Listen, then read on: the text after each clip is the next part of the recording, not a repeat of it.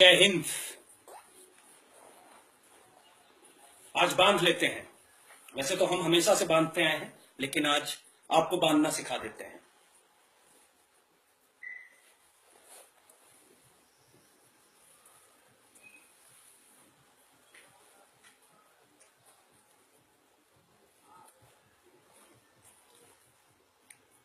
सबसे पहले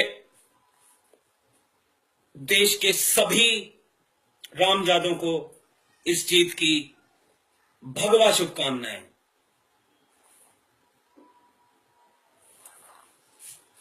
लेकिन दोस्तों, आप देख रहे होंगे कि शायद कुछ गंभीर मुद्रा है मेरे चेहरे पर, तो उसके लिए मैं आपसे कहना चाहूंगा कि ये जीत अभी मात्र एक शुरुआत है।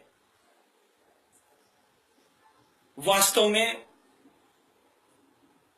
ये उस परिस्थिति की एक शुरुआत है जैसे कि किसी सैनिक को युद्ध के लिए ग्रीन सिग्नल मिल गया हो। रामजादों को, हरामजादों को सबक सिखाने के लिए ग्रीन सिग्नल मिल चुका है।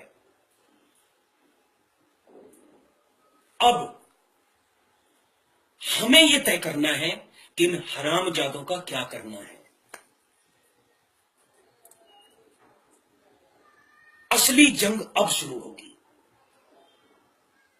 देशद्रोहियों के खिलाफ, भीतर घातियों के खिलाफ, भारत माता के खिलाफ आवाज उठाने वालों के खिलाफ, और मुख्य रूप से उन लोगों के खिलाफ जिनकी धार्मिक भावनाएं आहत हो रही थी। पिछले कुछ सालों से जिन्होंने धार्मिक भावनाओं के नाम पर इस देश में दंगे किए, हिंदुओं के घर जलाए, न जाने कितने बलात्कार किए, हिंदुओं को कैराना जैसे न जाने कितने स्थानों से भागना पड़ा, जो परिस्थितियां खड़ी कर दी कि बच्चियों को स्कूल छोड़ना पड़ा, हमें याद रखना होगा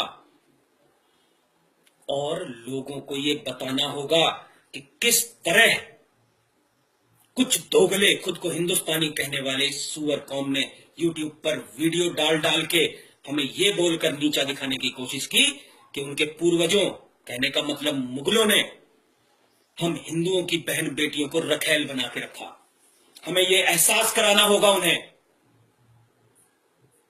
कि अगर किसी ने हमारे ऊपर आंख टेढ़ी की तो ये हमारी सहिष्णुता थी, और उन्हें फिर याद दिलाना होगा कि जिन लोगों ने ऐसा किया उनका हश्र क्या किया गया।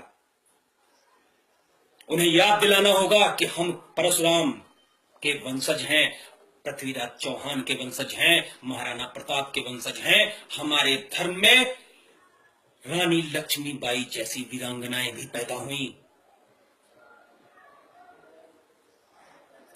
और एक बात याद रहे, अब ये दोगला समाज, जिसे मैं सुअर समाज कहता हूं, अब ये आपसे धार्मिक सहिष्णुता की बात करेगा, भारतीयता की भी बात करेगा, हर वो हथकंडा अपनाएगा जिससे कि आपको दया आ जाए, क्योंकि हमारा धर्म बहुत ज्यादा लचीला है। लेकिन याद रहे गीता का वो उपदेश कि दुष्ट के साथ सिर्फ दुष्टता का व्यवहार करो, कोई दया नहीं, धर्मपरायणता के नाम पर कोई दया नहीं। जो व्यक्ति धर्म के आड़े आए, जो व्यक्ति राष्ट्र के आड़े आए, उसके साथ कोई दया भाव मत दिखाओ, क्योंकि अगर आज आप इन्हें छोड़ दोगे तो कल ये आपको नहीं छोड़ेंगे। इस बात को आपको सबको समझना है कि यदि आज आपने इन्हें छोड़ दिया तो कल ये आपको नहीं छोड़ेंगे। अब बात करता हूं मुद्दे की कि करना क्या है। आज मेरे देश में जो सबसे मुख्य जरूरत है वो है एक देश एक कानून की। हर व्यक्ति पर समान कानून लागू होना चाहिए।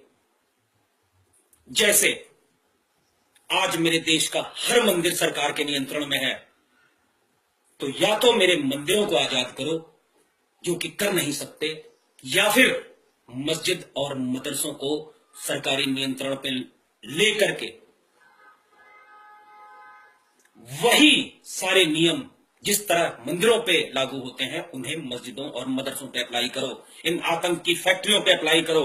कहने का तात्पर्य यह है कि एक एक बंदूक तोड़ने से अच्छा है कि जहां बंदूकों का निर्माण किया जा रहा है उन फैक्ट्रियों को कंट्रोल में लाया जाए, उन फैक्ट्रियों को तहस नहस किया जाए। आज ये बात किसी से अनछुपी नहीं है कि मदरसों से कोई इंजीनियर, डॉक्टर या मास्टर नहीं निकलता। जब भी देश में कोई आतंकवादी पकड़ा जाता है तो वो इन्हीं फैक्ट्रियों की पैदाइश होता है। तो कंट्रोल करने की जरूरत है। जिस तरह मंदिर सरकार के नियंत्रण में है, उसी तरह हर मस्जिद और मदरसा एक कानून के तहत सरकार के नियंत्रण में होना ही चाहिए। इसके लिए अथक प्रयास करना होगा। मुझे भी, आपको भी बताना होगा लोगों को कि किस तरह देश में दो कानून चल रहे हैं। उन्हें तो हज सब्सिडी के नाम पर हमारा पैसा दे दिया जाता है, उन्हें तो मदरसों के अनुदान के नाम पर हमारा टैक्स का पैसा दे दिया जाता है, और हमसे अमरनाथ यात्रा पे टैक्स ले लिया जाता है। हमारे मंदिरों से 37% टैक्स वसूल लिया जाता है। ये बात हमें जन जन तक पहुंचानी होगी कि किस तरह धार्मिक मामलों का संज्ञान दे करके ये लोग शादी और तलाक तो शरिया के हिसाब से कर लेते हैं, इस्लाम के हिसाब से कर लेते हैं, जबकि बलात्कार के नाम पर इन्हें सहूलियत के तौर पर भारतीय संविधान चाहिए, क्योंकि उसमें तो समझ रहे हैं, आपको भी समझना है, साथ वालों को भी समझाना है। और एक मुहिम के तहत इस बार नहीं, मैं मित्रों फिर कहूंगा, अगर इस बार नहीं तो फिर कभी नहीं, अगर अभी नहीं तो फिर कभी नहीं। जुट जाइए। देश की 30 से 40% समस्याएं यकीन मानिए सिर्फ इस एक कानून से खत्म हो जाएंगी। आइए मिलकर के प्रयास करें इस गंध को खत्म करने का, इस देश में चल रहे दो कानूनों को खत्म करने का, देश से शरिया कानून को मिटाने का। और देश अगर गीता से नहीं चलेगा तो किसी कुरान से नहीं चलेगा, किसी बाइबल से नहीं चलेगा। ये बात, ये संदेश इस हमारे देश के माननीय प्रधानमंत्री जी तक पहुंचाने का। आइए प्रयास करते हैं मिल करके। मैं भी लगा हुआ हूं, आप भी अपने स्तर पर प्रयास कीजिए, मुहिम से जुड़िए और देश को एक हिंदू राष्ट्र की ओर अग्रसर कीजिए। जय हिंद, जय हिंद, जय हिंद। आखिरी बार फिर कहूंगा, आप सभी को इस जीत की बहुत बहुत भगवा शुभकामनाएं। जय हिंद।